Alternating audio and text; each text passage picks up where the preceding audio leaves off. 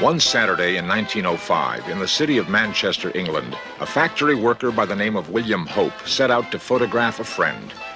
Mr. Hope, an amateur photographer, had been through the same process many times before, and certainly nothing about this day was different than any other. Once in the developing room, something unusual happened. At first, he wondered if he had forgotten to clean the photographic plates, but it soon became clear what had taken place. The image of a woman had appeared on the photograph. Hope's friend recognized her immediately. It was his sister, who had died 12 years before. Mr. Hope believed he had photographed a ghost. In 1964, this man, Ted Sirios, came to the attention of a group of scientists and psychologists when he claimed to have taken photographs solely with the power of his mind. A series of experiments were conducted that confounded all those present. The photographs he produced were simply unexplainable.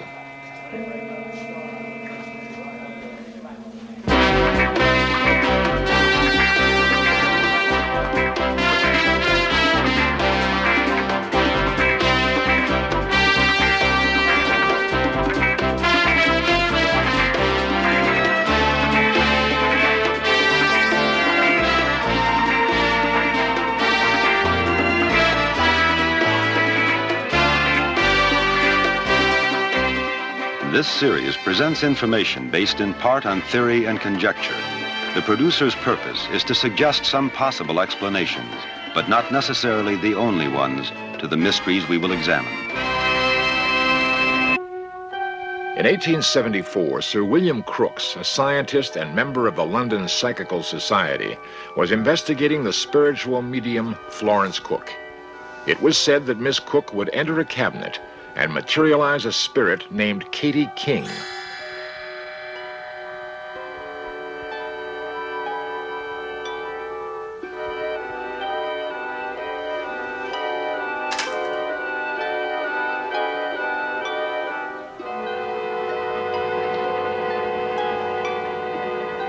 Though he believed he saw her with his own eyes, he was still not convinced that she and the medium were not one and the same person.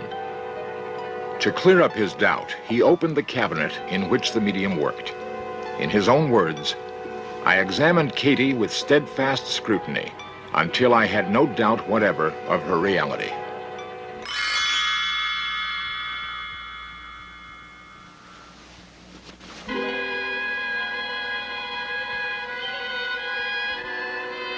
Vernon Miller is a photographic expert from the Brooks Institute of Photography. In photography, light is reflected from or absorbed by the subject in the photograph, focused through a lens, and recorded on a light-sensitive material, film, plates, emulsion. The film is light-sensitive, so any energy, any electromagnetic energy can affect the film to some extent. So radiation from all of the various ways, X-ray, so forth, can affect the film. So you might not necessarily see the light that strikes the film. I've seen many examples of accidental ghost photography. I've seen very few, if any, actual examples of the process. Most of the ghost pictures that I've seen are examples of double exposure techniques, where one image was recorded against a dark background, and that image superimposed on a normally lit scene so that you can see the brighter image against the normal scene. This particular picture seems to be quite a production. This is not accidental. The photographer wanted to achieve this effect. There are a few clues. The ghost image is quite bright against a darker background, indicating that he was illuminated some way that would show him against that. We can see 2 or 3 images of the hand as it goes up the banister. Many times there are other clues. The ghost scene will be lit artificially with a directional light, as in this crucifixion scene. It appears that these are miniatures that were lit artificially, and then the combined scene was done in daylight under a different light condition. Ever since the first photograph was taken in 1826, no images have been more surprising or more controversial than those reported to be ghost photographs. Experts will continue to disagree on a phenomenon that theoretically records the presence of entities that are invisible to the naked eye. Attempts to cross the thin line between life and death have occupied man's mind for centuries. Perhaps photography, recording the subtleties of light and energy, can provide a glimpse into the other realm. William Hope, Sir William Crookes, and others were convinced this is so. This is known as the Armistice photograph and was taken on Remembrance Day near the London War Memorial in 1923. It purportedly shows an entire battalion killed in the Great War and gripped the public imagination like few other photographs before or since. But the question of how these images got onto film is still in debate. Raymond Bayless is a psychic investigator who has researched hundreds of ghost photographs. There are two main theories.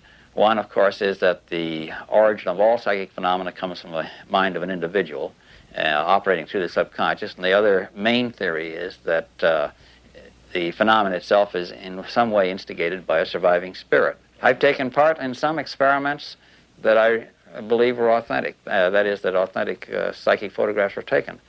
Now, I'm not going to call them spirit photographs because I don't know whether they're the product of a spirit or whether they're a product of an individual's mind or what have you, but nevertheless, I do believe that they were actually psychic photographs, that is, they were paranormal. This is ordinary Polaroid film, 4 by 5 inches film, and it comes in a light-tight envelope. It can be utilized into any number of normal cameras by inserting it into a holder, film holder. Okay, we insert the film in the back of the camera, and from this standpoint on, it is just like ordinary wet process photography. And I'll snap this picture and make a little demonstration for you. Now, in wet process conventional photography, there's a step in the darkroom where the film is processed and the picture finally printed.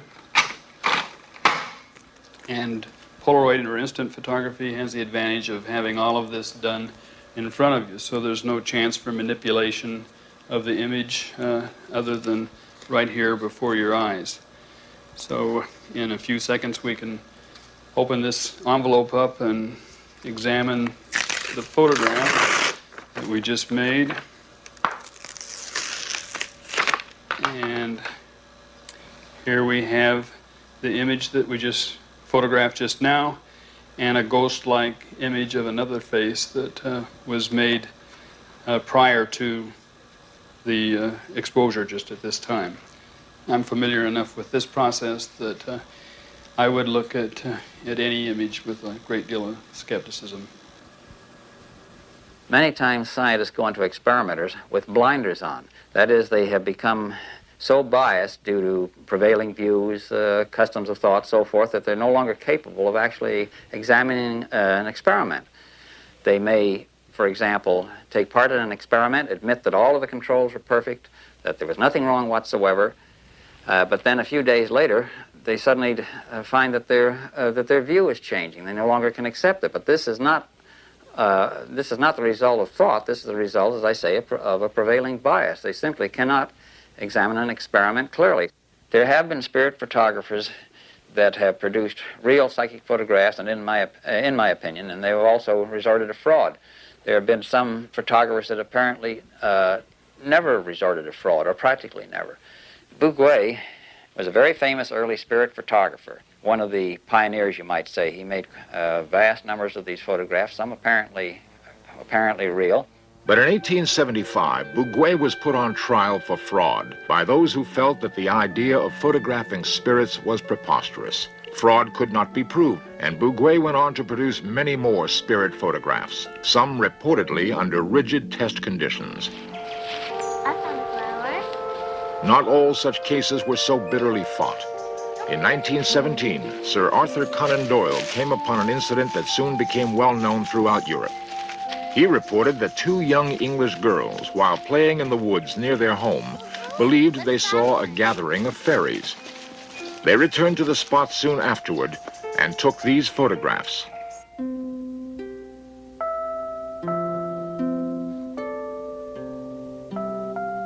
Skeptics pointed out the suspicious resemblance to several drawings done by Claude Shepperson to illustrate a poem entitled A Spell for a Fairy. Episodes such as this tended to cast doubts on spirit photography. Natural cave formations in Southern California provide photographer Seymour Locks with fertile ground for picking up energies from past civilizations. Coming into the cave area, what I was feeling was simply that it had been used by somebody. It was just a message that I was getting. There are energies in the earth, sometimes from water, sometimes from minerals, and sometimes from the presence of entities who have used this, because everything in nature has a memory. Rock, whatever, has a memory. And so I would assume that the energies in this area would have to do with the people who lived here at one time, Indian people, whomever. But it has that kind of aura about it. But I would assume whenever I work that there are entities around, because my supposition is that I'm assisted on the other side by people who create the imagery. He believes that his photographs provide evidence of unseen entities.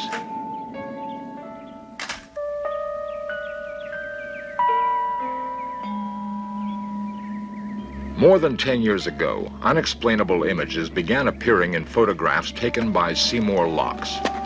After much investigation, he has concluded that he has mysterious assistance, and the strange glow apparent in many of his pictures is energy from unseen entities. This is really beautiful configuration, and it's reminiscent of the opening to the sky that you would find in the mythologies of the American Indian. A psychometrist can hold an object and pick up images, sometimes vibrations, etc. A dowser can walk over a landscape and tell where the water or the mineral. Psychic photography, the ability to pick up an image, is comparable to picking up a clairvoyant image. You're simply using another medium.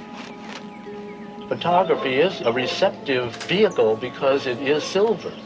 It has a vibration already. Sometimes the image is impressed while I'm developing.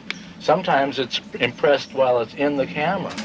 You don't need a camera. You simply need some kind of sensitized paper or film. The silver salts are a receptive vehicle. One of the most spectacular series was with a woman, Jerry Isaacson, who at that time was living in Santa Cruz. And I photographed her in a sequence of photographs in which she was doing a massage. And in the 5 frames that ensued, she became less and less visible. My experiences have been that white light is projected from the healer, and that they become transparent. Transparency and a luminosity seems to be prevalent in those photographs I've made of the healers. In one remarkable photograph, a human face stares at us from another time and space. After a seance, I wanted to see what I might pick up, because I was still feeling, as I generally do after a seance, the room is very, very strong because you've been building the energies, so-called, in that environment. The so-called upper levels of consciousness are apparently available more frequently to more and more people these days for whatever reasons we don't know. And they seem to go in cycles, and they tend to come in turbulent periods of time.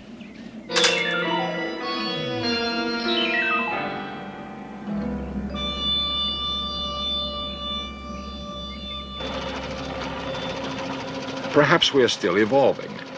It seems very possible that the brain, even now, has capabilities which are still untapped. Dr. Michael Graves is a neurologist in Los Angeles and is keenly aware of the bewildering complexity of the mind. How the brain actually works when we do something as simple as think or say a sentence is something that we know really very little about. As clinical neurologists, we know that certain parts of the brain can be destroyed and the individual doesn't suffer. So there are parts of the brain with no obvious, easily identifiable function, but I believe that there must be some function for all parts of the brain. Modern brain scans actually give you a picture that looks as if someone's head has been sliced into serial sections, just as like a loaf of bread is cut. This is a cross-section of the patient's brain. The intensity of the color indicates the intensity of metabolism of the brain tissue. For example, here we see a red area in the temporal lobe of the brain. That's the part of the brain which is metabolizing or using energy the most intensely. Other areas are yellow or even blue. They're using energy less intensely. This technique could tell us what part of the brain is most intensely operating during any mental function, including telekinesis or any psychic phenomenon. Once we get that step is accomplished, there would still be unanswered questions as to how that part of the brain did that job.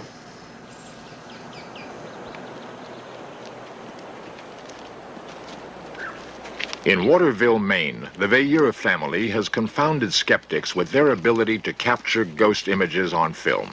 For 15 years, they have explored the natural hunting grounds of ghosts and have taken photographs that raise questions about man's true nature and the limits of our physical reality. Their odyssey began with a simple parlor game, which evolved into a dialogue with an entity that became their spirit guide. Richard Veilleur records the sessions. Could you tell us how you passed away? A, C, C, I, D, E. Ouija first started in December of 1965, and it started as sort of a parlor game or as an amusement. F, R, I. The personality which introduced itself was ACL, or Anne Caroline Lowe. She gave information concerning herself as to where she was buried, the inscription on her gravestone, location of the cemetery, and so forth. I, friend, family. That's what I get out of it. Would it be possible to photograph you? Yes.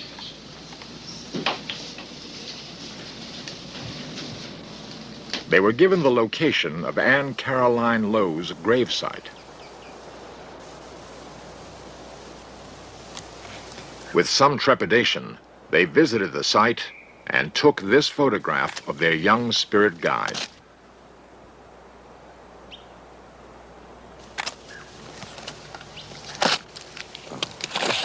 Though they photographed in a wide variety of situations, researchers couldn't find any deception involved in their method.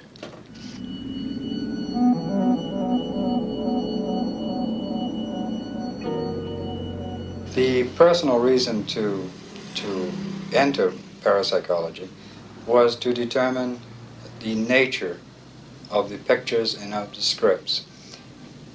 Is it possible to communicate with the deceased through Ouija? Is it possible to photograph the dead?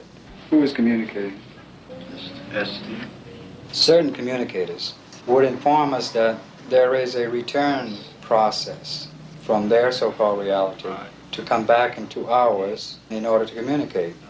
They would have to pass through a tunnel or an alleyway. The opening at the beginning is very wide, and as they come closer to our own reality, it becomes narrower and narrower. They would see us as if steam vapor and water droplets would be falling upon a piece of glass. Thoughtography and psychic photography or spirit photography or paranormal imagery. If you can't see the image, you're using a thoughtographic process. What we have to determine is what intelligence is producing the phenomenon. Is it our own unconscious, or are we actually photographing a deceased, and is that deceased thoughtograpically impressing its image or another image upon our plate?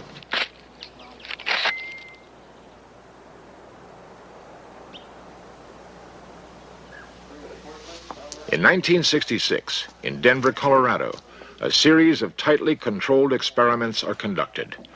Researchers are checking and numbering fresh film and new cameras.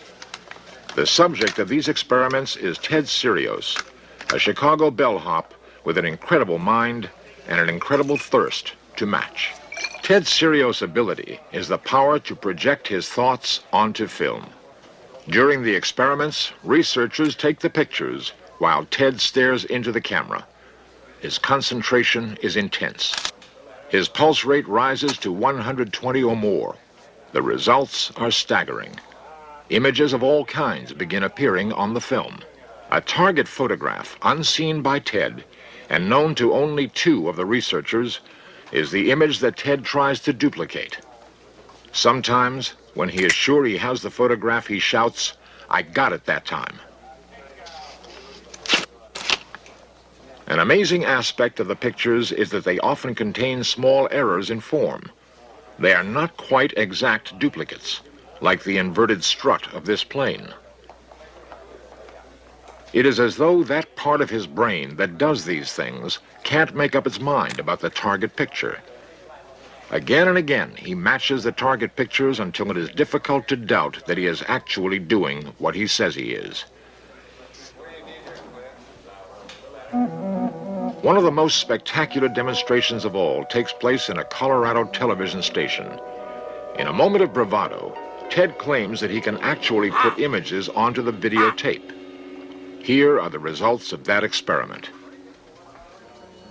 Convention tells us that this should not be possible.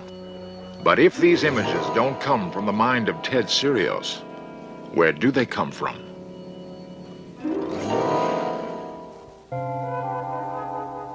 Images from the far reaches of our imagination. These ghostly faces look at us from behind the veil that hides the mysteries of life and death and make us wonder about the reality of ghosts.